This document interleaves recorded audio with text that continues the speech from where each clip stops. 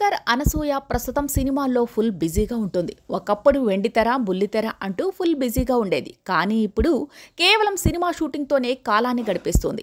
ఆమె ఇప్పుడు ఫ్యామిలీకి కూడా ఎక్కువ సమయాన్నే కేటాయిస్తోంది.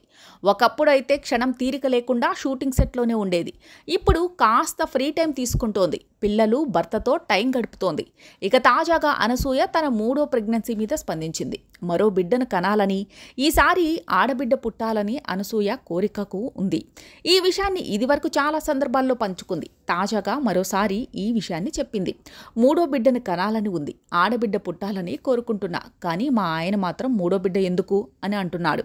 నీకేంటి, కనేసి నీ షూటింగ్ నీ పనులు వెళ్తావు అని అంటాడు. నాకు ఆడబిడ్డ పుట్టకపోతే నేను వేస్ట్ అని, నా జీవితం వృధా అని అనుకుంటున్నాను. ఇదే మా మాట మా పిల్లలకి చెబితే మా చిన్నోడు బెదిరించాడు, నీకు బిడ్డెందుకు, చంపేస్తాను అని అంటాడు. కూతురు ఉంటే బ్యాలెన్స్ ఉంటుంది. అప్పుడే అబ్బాయిలకు ఎలా ఉండాలో తెలుస్తుంది. బిడ్డలు ఉంటేనే ఇల్లు చక్కబడుతుంది. మనమే ఈ యూనివర్స్ని బ్యాలెన్స్ చేసుకుంటాం అని అనసూయ ఇలా చెప్పుకుంటూ పోయింది.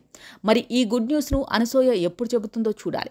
ఇక ఈ యాంకర్ అమ్మ ఇప్పుడు పుష్ప 2 అలా మెరిసి ఇలా వెళ్ళిపోయింది. దాక్షాయిని పాత్రలో అనసూయ కనిపించింది, కానీ ప్రభావం మాత్రం చూపించలేకపోయింది. ఫస్ట్ పార్ట్, సెకండ్ పార్ట్లో అనసూయ నటించింది, కానీ ఆమెకు రంగస్థలం, రంగమ్మత్త లాంటి క్రేజ్ ఫాలోయింగ్ను మాత్రం పుష్ప తీసుకురాలేకపోయింది.